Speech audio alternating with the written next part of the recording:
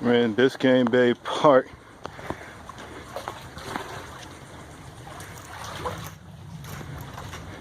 That's my transportation. My wheels. That was rental. Iguana! Damn, it's hot out here. Another iguana. I think you can see it. This place is just rampant with iguanas. Iguanas in abundance. Been learning about the black Seminoles and everything. They had like a standoff here or some crap like that when they was trying to escape slavery in like the 1600s or something. A lot of interesting stuff. A lot of interesting stuff. There's a plane right there. It just pisses me off that we didn't learn this crap in school. But hey, live and learn. I'm the only black person out here, as far as I know. But I know in this area, I'm the only person here, period. We gotta start coming to these national parks so we can know our history and crap. Because I didn't even know this until like a few weeks ago. That's why I came out here. Yep. It's almost like being marooned. There's those freaking home islands, whatever you call it, stilt islands, stilt. Oh, you can see it. Those stilt houses.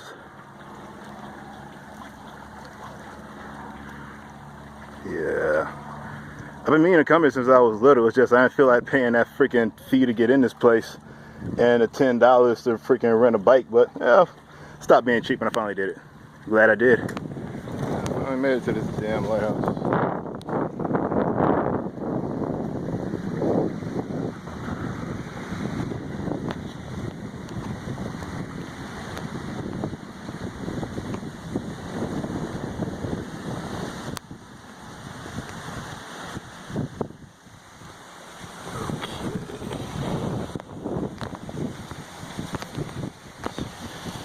Escaping to freedom in the Bahamas. In the early 1820s, enslaved African runaways and black Seminoles seeking freedom from slave catchers and plantation masters secretly worked their way down to Cape, Florida. Excuse my out of breathness I was riding. They met with bold captains of sloops from the British Bahamas who offered transportation across the Gulf Stream. In 1821, as reported by eyewitnesses, some 300 freedom-seekers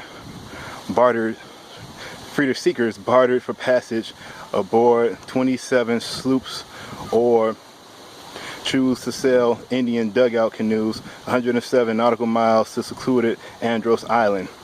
The construction of the Cape, Florida White House by the federal government in 1825 effectively blocked the escape route. Bahamian descendants, some of whom still call themselves Black Seminoles, live in the Red Bay settlements on Andros, Cuba, Haiti, and other islands in the Caribbean region, were additional destinations along the Florida Underground Railroad. Bill Bragg, Cape Florida State Park takes the name from a visionary Miami newspaper editor and civil rights activist from the 1960s. You also got to excuse me because I'm reading this through my phone and there's also a glare on this monument or plaque. You see some pictures right there. Sailing toward the Andros Islands. Another right there. Interesting. Now I wish they would have taught this in school, so you know. I'm glad I came out here. There's a lighthouse right there. You want to see that?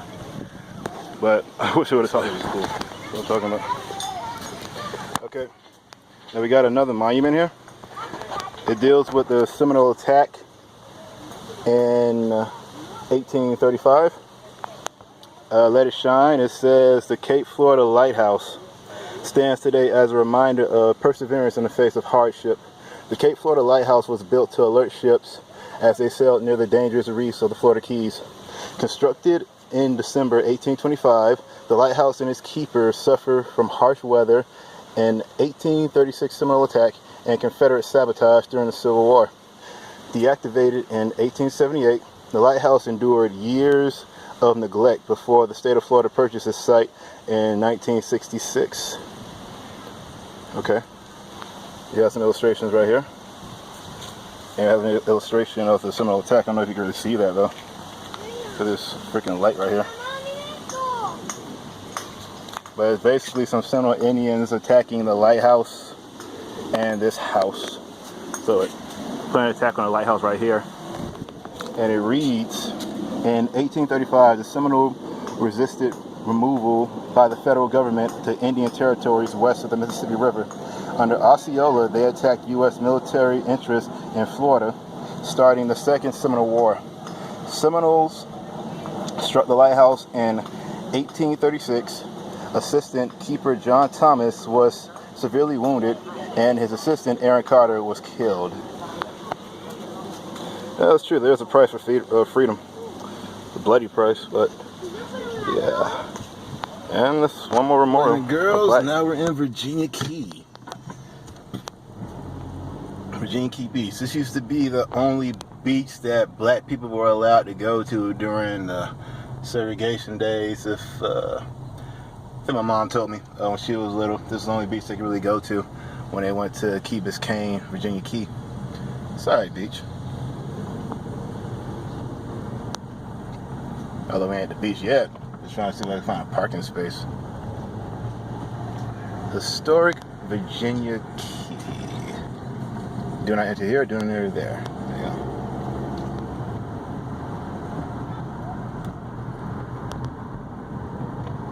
Historic Virginia Key Park. Wait for it. There's too much rocks over there. I ain't going there.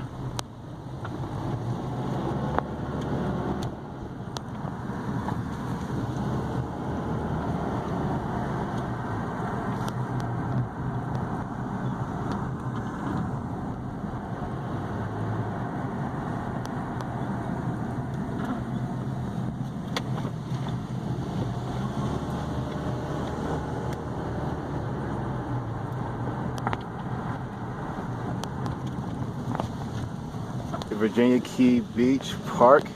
Let me see if I can read this for you. Let me just zoom back a bit. If I can zoom back. Alright. Virginia Key Beach Park is an environmental and historic landmark located on a barrier island. Its earliest recorded history is of an 1838 skirmish during the Second Seminole War, in which 3 Seminoles were killed on this site. Okay. From the earliest 1900s onward, during the era of segregation, this location became a popular, unofficial colored recreation area, popularly known as Bear's Cut. In 1945, following a bold protest led by attorney Lawson E. Thomas and others to demand an official designated beach, Virginia Key was opened on August 1st for exclusive use of Negroes. The new park, at first accessible only by boat, was an immediate success, attracting over 1,000 visitors on any given weekend. In addition to the baptism and sunrise services, which regularly took place, church organizations and families gathered here for memorable picnics and social events. The park brought together all neighborhoods and social classes of the colored community. By the early 1960s, another courageous protest brought segregation to an end. The beach park is a symbol of the effort of black Miamians who preserve to bring about change for future generations. Okay.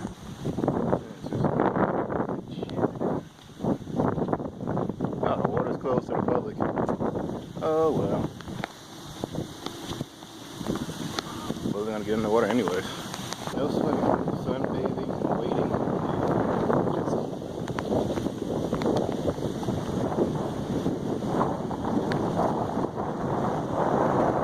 And here we have it, Virginia Key. We got these barriers, these sand barriers.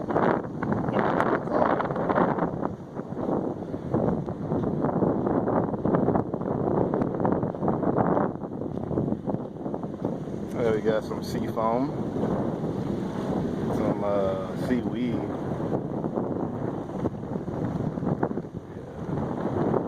So yeah, this is where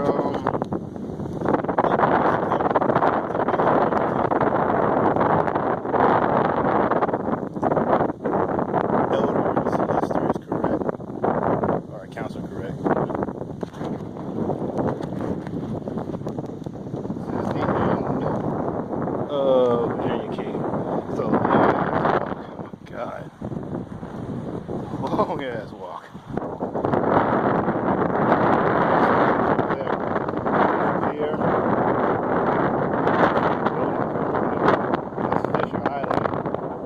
Port of Miami. Oh, my brother works at it.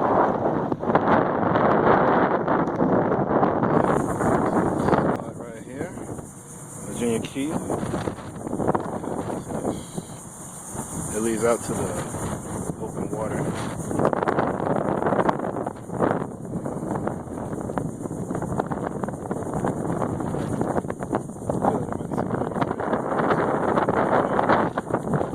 Spanish doubloons or something.